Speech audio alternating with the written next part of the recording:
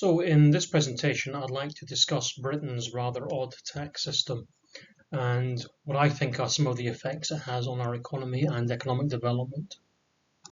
Obviously, this is a very complex topic, has fully trained, paid-up professionals working in it, and I'm not an expert, so I'm not going to go into any kind of great detail about tax law. I'm also not going to discuss things like the ethics of it and taxation and redistribution. Not that they're not important, it's just not what I want to address just now. I'm really going to be focusing on the effects of Britain's historic tax policies on the economy and on the welfare of its people. So to start with a bit of background information to set the scene. Obviously in the UK we tax a lot of things. We've got income tax and national insurance on your earnings. We've got VAT on consumption. There's capital gains tax and business rates and corporation tax, etc. But overall, it raises about 740 billion a year in tax. That's the 21-22 figure. Now, the biggest contributors to this are, in fact, income tax, national insurance, and VAT. That's where the bulk of it comes from. And the other things just kind of add a bit in on top. One that people talk about a lot is corporation tax, though, which only really raises about 9% of our tax income, around £70 billion. It is discussed a lot by people as some kind of panacea, where they say they'll just get all this tax money off these big corporations. But actually, you'd really have to change your tax rates on corporations a hell of a lot to make a big difference. And then, of course, you'd just kind of increase their tax avoidance behaviours. So while obviously corporation tax is important, it's not really the key to solving all our problems people pretend it is. So next I'd like to just discuss what might be called the costs of taxation. And when I say the costs, I actually mean the costs over and above the actual costs of the tax. The tax doesn't collect itself. So for instance, we have what we call the admin cost of tax collection, which is the cost to the tax collecting authority. In the UK's case, that will be HMRC. HMRC employs people. It actually costs money to run HMRC. So whenever it collects tax, it has to take away some of that money to pay for itself. The next cost is actually what we call the compliance cost, and that is the cost to the payer. Whether it be the cost of paying an accountant to calculate the tax, or just the evening spent working out your own books in your own small company, there is a time or money cost to actually complying with the need to pay tax. And finally, the kind of interesting one here, what we call the distortion costs, which we'll probably go into a bit more later. But this is, or are, the things that either you do or don't do because you have to pay tax. Usually they're obviously means of avoiding paying tax or to attempts to reduce tax bills. So putting all these costs together, there is a relationship which looks like this, boringly called the marginal efficiency cost of funds. It really is, for every extra pound you raise in tax, what does it actually cost your economy? And you see here the top line is the cost to the payer. So obviously he's got his pound that he pays, but on top of that he's got his compliance costs and any distortion costs.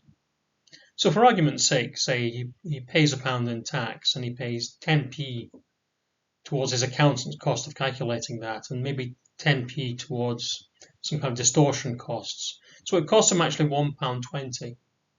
The bottom line is the income generated by the tax, and that obviously is the £1 minus the admin cost.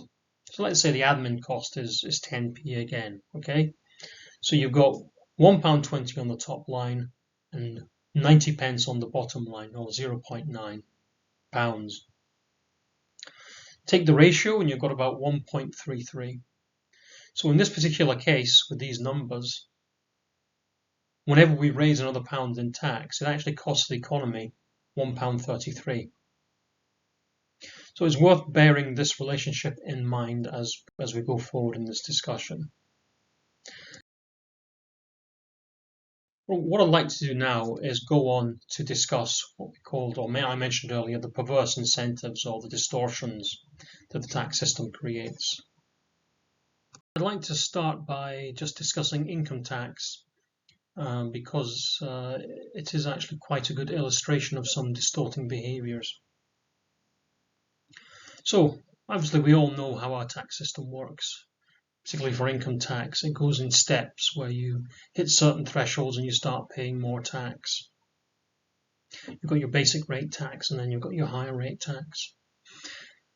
Now this can potentially create some quite obvious distorting behaviours. So for instance, if you were somebody who earned near the upper tax rate threshold and you were offered overtime, you looked at the extra money you'd make and maybe the time and a half earnings you'd make, but you thought, well look, I'm going to lose more than half of that in tax because I'm going to cross the upper tax rate threshold. You might then decide, actually, no, I'll just go and put my feet up at home. I won't do this extra work. That actually is an incentive not to work. And that is a genuine loss to the economy because work is not done. And ultimately, it's the work that we do that really matters. There are all sorts of behaviours you can have. So for instance, if somebody's approaching a threshold like the upper rate threshold, they might start paying themselves dividends rather than a salary to reduce their tax bill. Or you might find accountants moving income from one year to another to take advantage of different rates and different thresholds. All these different kinds of tax avoidance behaviours that it creates. And this actually is all cost. Remember our equation. These are all distortion or compliance costs, depending on how you look at them. But it's all people's time being spent fairly uselessly just avoiding tax. And my suggestion would be that we might want to look at a different kind of way of doing things. Okay, look at just some sort of taxation curve which smoothly increases. Now, to work out your tax rate, you'd actually have to do something called integration in mathematics, which might scare a lot of people. But quite honestly, if you've ever had to work out your tax rate with all these thresholds and national insurance and what have you going on, it really is a bit of a pain. And with the internet and mobile phone apps, etc., we should be able to use a more sophisticated taxation model than the one we're using just now. You might notice that the tax rate here actually starts on the first pound that's earned. So even people who don't earn very much will be paying some tax. It might be a token amount, it might be a very low tax rate, I would expect it to be. But I think that everybody who is in society and earns and pays for public services should feel the ownership of those services through paying tax for them. You might also notice that at the top end here, I've got this flat line here, this cutoff at just below 50%, because I think the principle that you should always keep at least half of what you earn, rather than the state taking it, is a good one. Now, obviously, these things are all up for discussion. These are just some ideas. The point I'm trying to make is that we can use much more sophisticated taxation systems than we're using just now. The ones we've got just now just seem to go back to the Napoleonic Wars.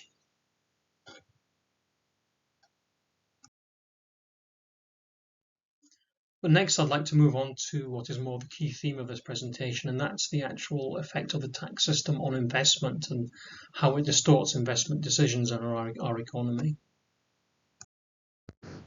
So I'd like to start the corporate side of things by discussing debt versus equity investment.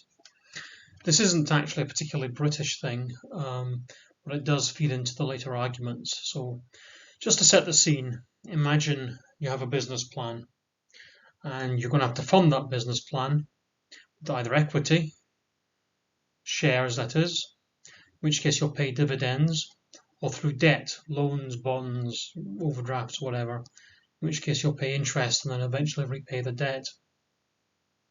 Now clearly your business plan is, once you've financed it, it's going to have earnings and it's going to have costs, and earnings minus costs equals profits. Okay, that's simple enough. So now that we've made our profits, what happens next?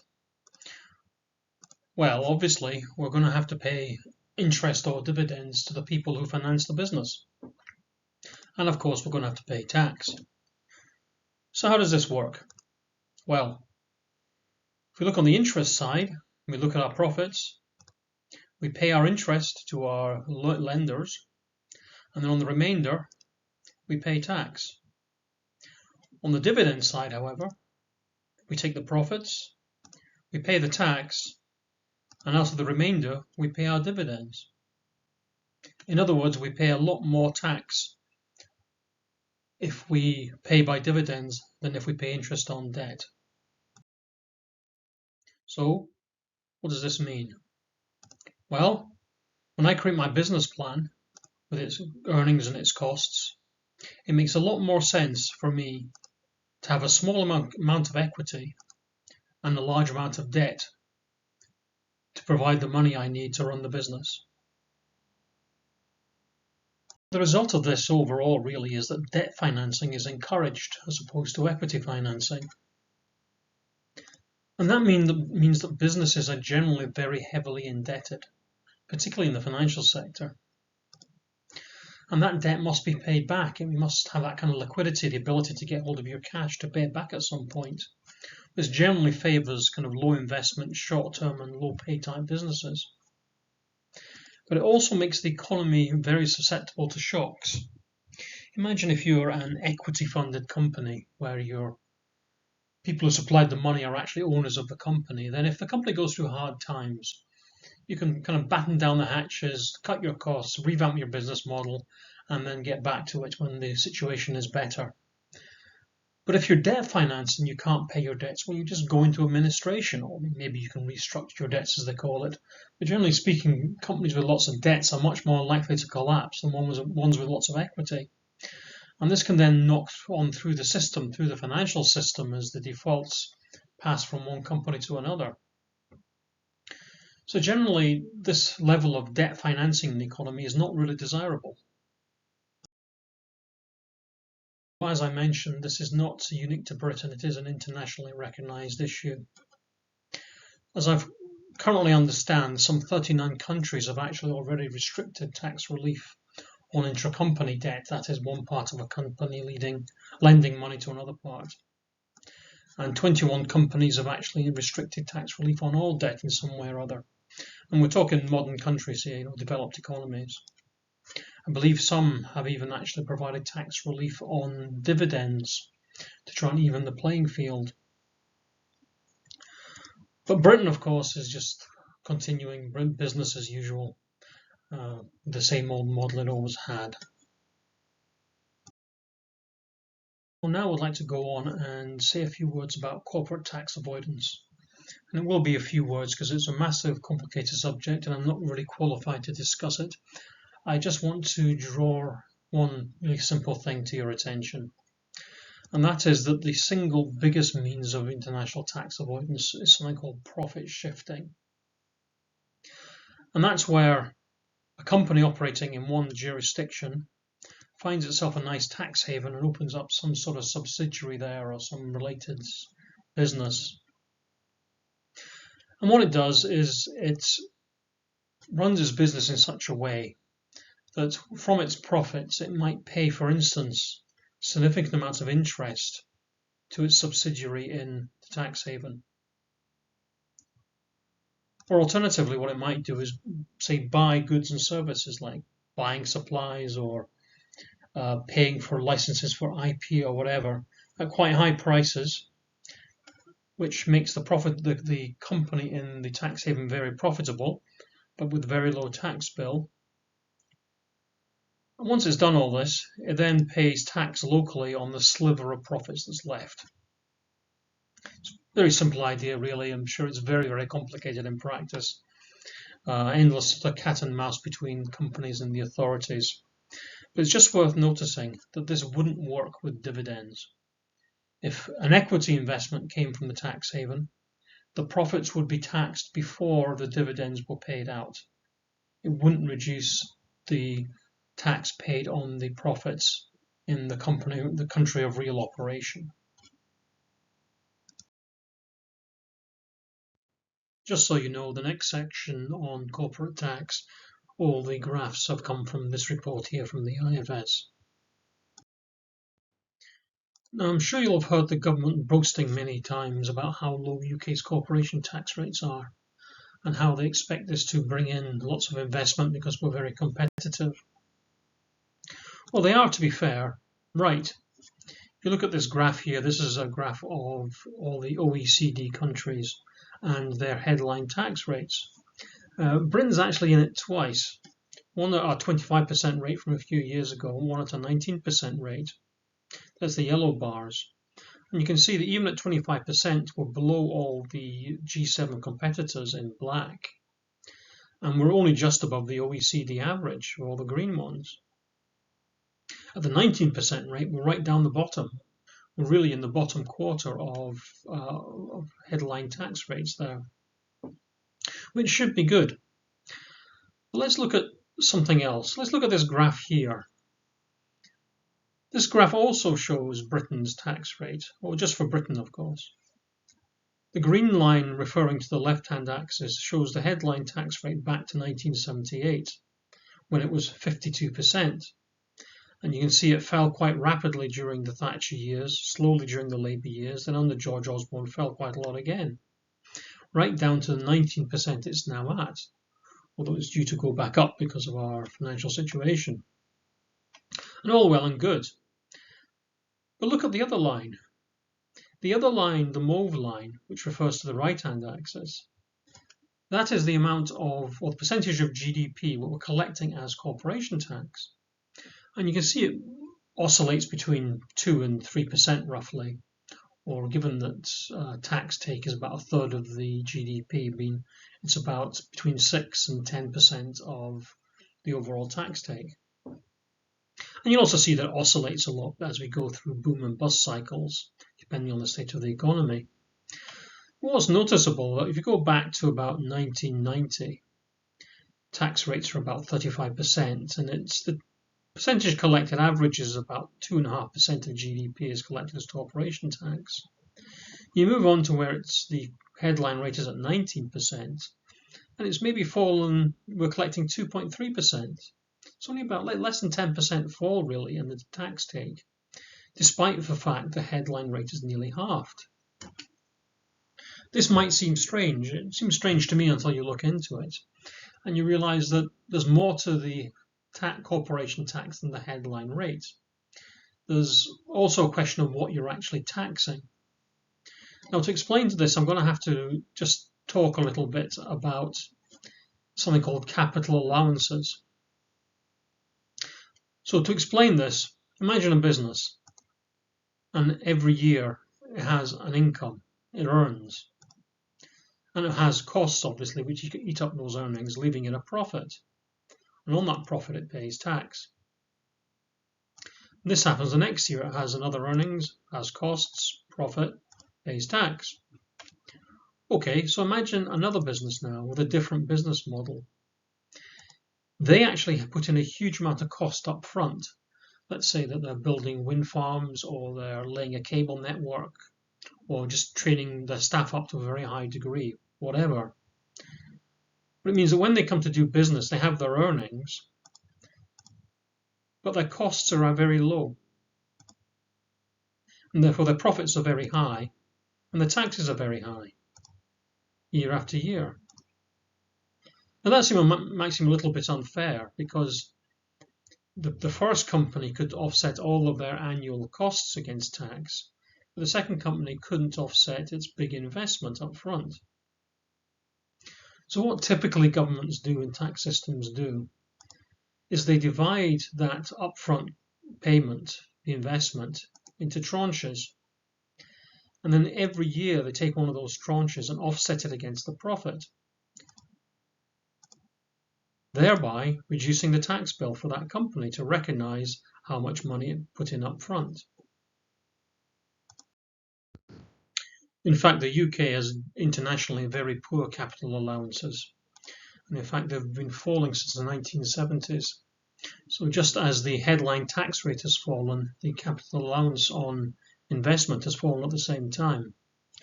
fact, if you look at this graph here, it shows Britain's situation amongst OECD competitors.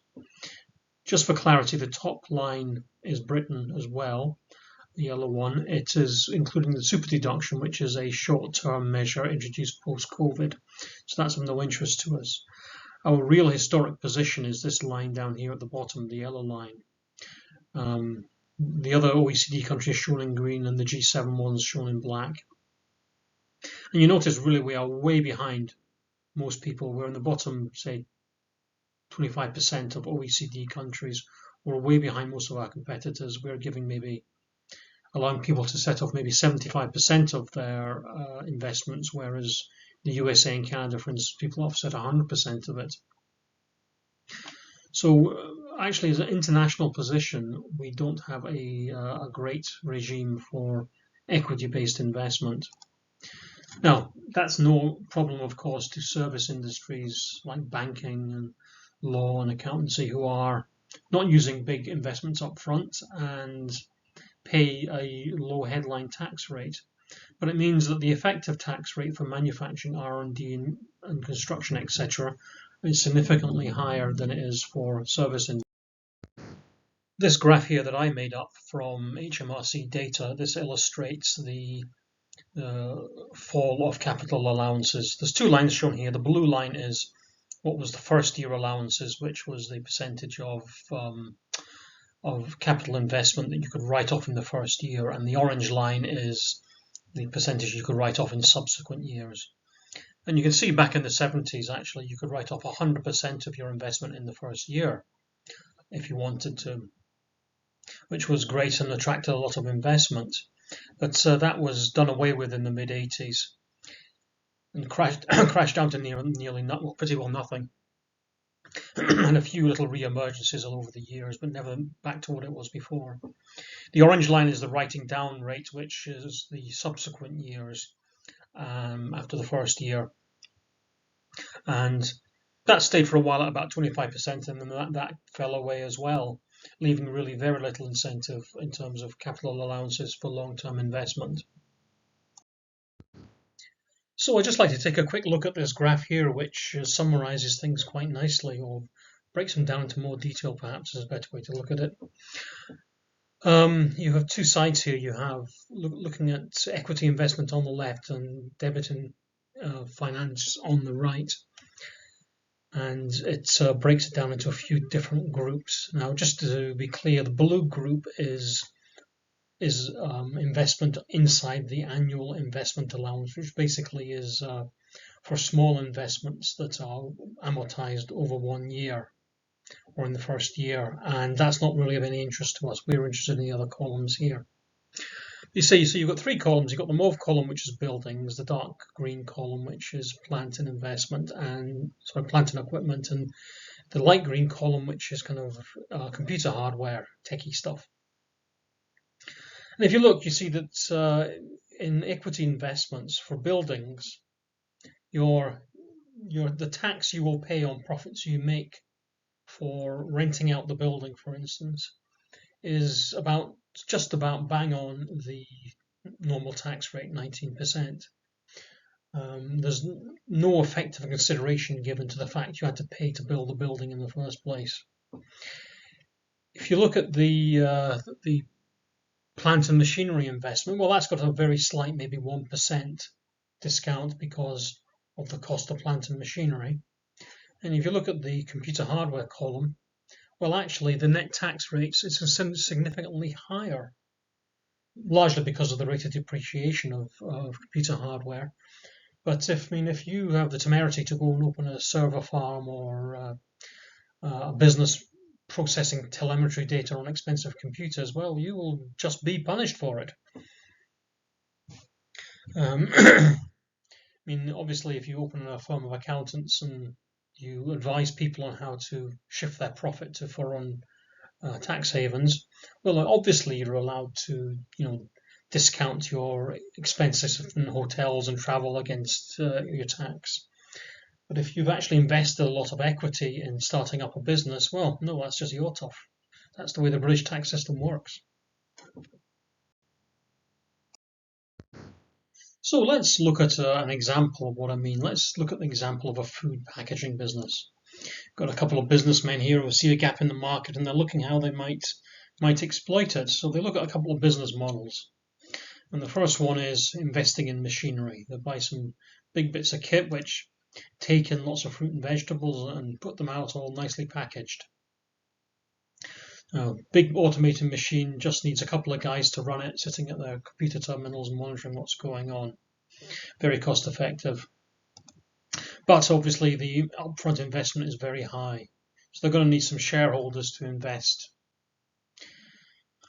The alternative method is, well, they just get a big shed and go to a temping agency or a gang master and just get some workers and just have these people standing at a big bench packing all these vegetables by hand. Stacking them at the end, and then eventually they go off to whatever retail business. Now, in this case, obviously they will actually need a lot less money because they really maybe just need to have enough money going in, which they might borrow, and that money just has to pay the first month's wages. And then after that, costs will start coming back from the retailer who they're working for. So, they obviously charge the cost of packaging and a bit of profit on top, and every month the money comes back in and keeps paying the workers in a cycle. So obviously now this is going to employ a lot of people, so the profit margin might not be huge. It's relatively expensive. But once they've got their profits, obviously they're allowed to deduct the interest they pay on their loan from it before they pay any tax. In fact, if they're clever, they might just put that loan through their own little company in a tax haven, whack a good bit of extra interest on that, and then keep that extra interest in the tax haven where it pays no tax, thereby reducing the actual tax bill on their profits even further. On the automation side, alternatively, well, because it only takes a couple of guys to run it and plus the cost of electricity, well, they'll actually make quite healthy profits. It'll be quite cheap to package this compared to the manual method. But of course, that'll all get taxed. And once it's been taxed, then they've got to consider the losses they're going to make through the depreciation of the machinery. And then they're going to have to pay quite a lot of money to their shareholders to compensate from that big upfront payment. In fact, it might really require a number of years before the shareholders are really making a profit. This is quite a long-term business. Whereas the big shed with lots of people in it, well, anytime they want, they can just say, sorry, no more work, guys. Wait for the final invoices to come in, pay off the original loan, and then just keep the profits. So life's a lot more flexible and easy if you just employ lots of people than if you invest lots of money. What does this actually result in? Well, what we get at the end of the day is low business investment and low labour productivity. Now, you might be doubtful about this. You might be wondering, well, is this really true? I mean, sure, the government knows what they're doing. They promise us that our low tax rates will bring in inward investment and boost the economy and so on and so on. Take a look at this. Take a look at the level of corporate investment in the OECD countries. And there's the UK. The UK is in the bottom 10% of corporate investment in OECD countries. We're like a capitalist country that doesn't like capital.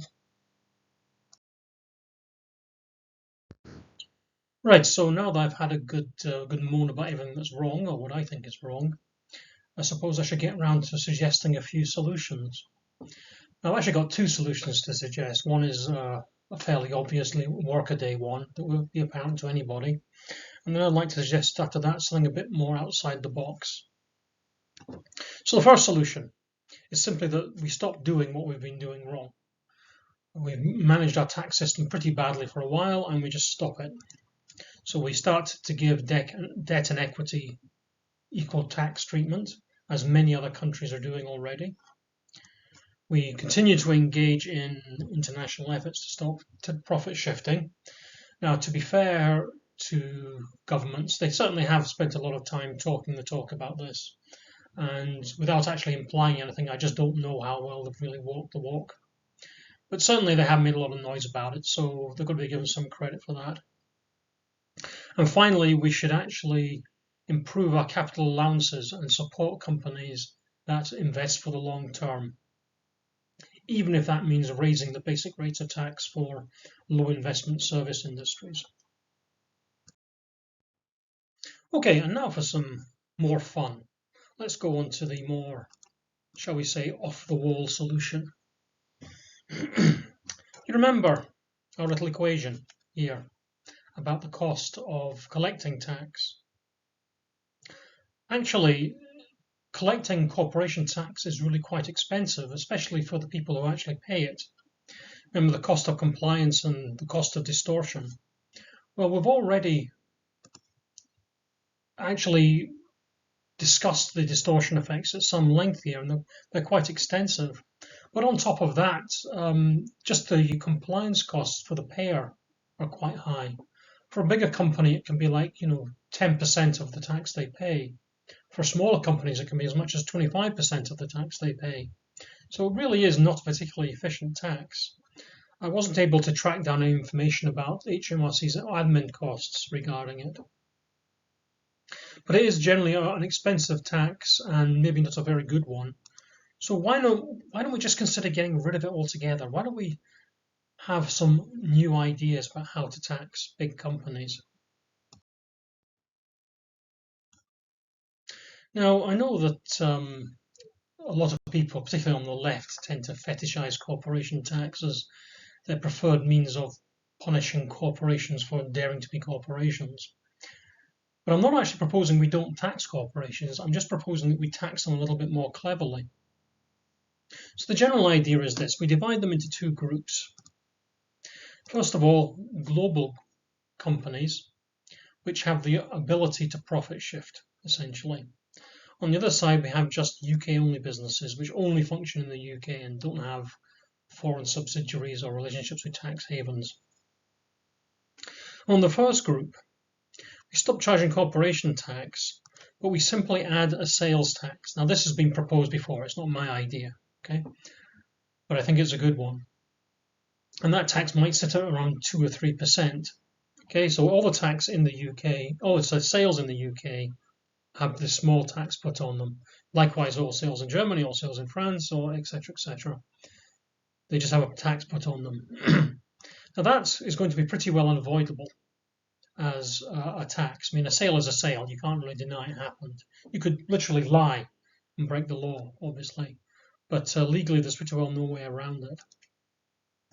And it would be pretty cheap to implement because it's really just the same as the current VAT system. So we just really work alongside that, or maybe as part of that. On the other side of the equation, you've got your local companies, and what you do is you say, well, we'll only tax you when you use your profits to pay dividends or pay interest, that is gross profits, obviously. Rather than just having a standard set of corporation tax with all sorts of discounts, we just say when you pay whoever backed you financially for use of their money, then you will pay tax. Now, the nice advantage of this is that equity-funded companies, with agreement of their shareholders, could say, well, we're just not going to pay tax. We're not going to pay dividends for several years, and therefore they would pay no tax. They could just reinvest all their money in themselves and say, our idea, our plan is to grow aggressively, to expand the company, not to pay dividends and therefore save all that tax. And this would then lead to companies really going for growing and growing shareholder value. Obviously, at some point in the future, they would start to pay dividends because that's why the shareholders put their money in. But these companies could, for a while, focus on growth. And remember, if they grow by hiring employees, that the employees themselves actually pay tax. And if they grow by investing in equipment, then that improves the country's productivity. So it's a total win-win.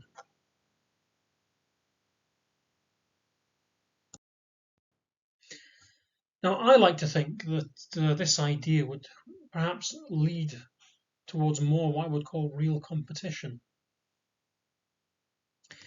If you imagine your big multinational corporation as a big happy shark floating along there, enjoying its ability to shift profits and getting the benefits of being able to deal with onerous government regulation because of its scale. You might suddenly find that it starts to be weighed down with having to pay sales tax instead of dodging corporation tax. And you might start to see that on a national level, small companies are aggressively turning into medium companies, and medium companies are turning into large companies. And all these competitors are turning up, looking for a bite out of its underbelly, looking to take its markets, and they're reinvesting in themselves aggressively and growing. And at this point, I think you'll find that all those people who are very talented at climbing greasy poles, they might start to find that it's an awful lot harder to make those share options pay, and it's an awful lot harder to justify that bonus once a real competition has appeared in the marketplace. But to get to the nub of what I'm saying, Britain has many problems with low productivity and short-termism.